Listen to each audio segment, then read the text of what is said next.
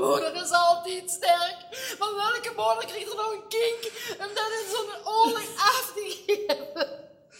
Toneelvereniging Setervera is de Zeerumse toneelclub en we hebben eigenlijk als doelstelling om leuke blijspelen, klucht op de plank te brengen. Eigenlijk de doelstelling mensen amuseren en een prachtige avond uit te geven. En dat doen we op diverse manieren. Dat kan ook zien door middel van typetjes spelen, of kleine sketches of een kleine eenakter. Dus eigenlijk zien we voor alle merken wel toes. In de loop is het heel normaal als ik met een tas dadelijk toch eens zitten. Setervera is de vereniging hoe mijn hart naar goed gaat. Ik ben daar al 28 jaar lid van. Ik heb het genoeg gehad dat ik de laatste 10 jaar voorzitter ben geweest. Sinds kort is Marcel mijn opvolger. Het is een vereniging met een hele goede samenhorigheid. We hebben elk jaar prachtige voorstellingen. We trekken nog steeds volle zalen. Mensen zijn allemaal bereid om mee te werken op alle mogelijke gebieden. Het is gewoon een heerlijke vereniging. Heel fijn om daar lid van te zijn. Om de 5 jaar maakt de toneelvereniging Setervera altijd een jubileumproductie. En in 2008 hebben we het stuk Kleine Mensen, Grote Helden gebracht. Waarbij we de beste voorstelling van Limburg hebben gehaald. En daar zijn we bijzonder trots op dat we met dit oorlogsstuk, wat heel veel mensen heeft geraakt, zo'n mooie prijs hebben gewonnen. Marco, wat wil je van me, man? Laat mijn arm los, brutale aap! Nou, op de avond van de awardsuitreiking is er nog een prijs gevallen. En die heb ik dus gekregen, de toneelkus, voor de beste vrouwelijke bijrol. En daar ben ik erg trots op.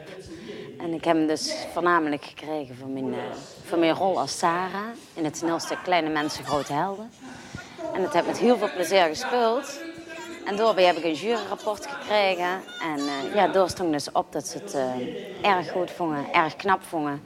Dat ik zo'n jong meisje speelde. Terwijl ik toch al getrouwd ben en moeder van 2 kinderen. En dat ik dat heel speels deed en nooit overdreven, maar altijd zuiver. Nou, dat is toch wel het grootste compliment wat ze kans kregen. Nu zijn we op de achtergrond bezig met een blijspel voor dit jaar. Het giet, ons moeder zei altijd, het is een prachtig blijspel wat we in november op de planken gaan brengen. Op 7, 8, 11, 13 en 14 november in de Winger in Zevenum. Deze groep heb ik dus vanaf 1978 heb ik de 25 jaar geleid met ontstellend veel plezier.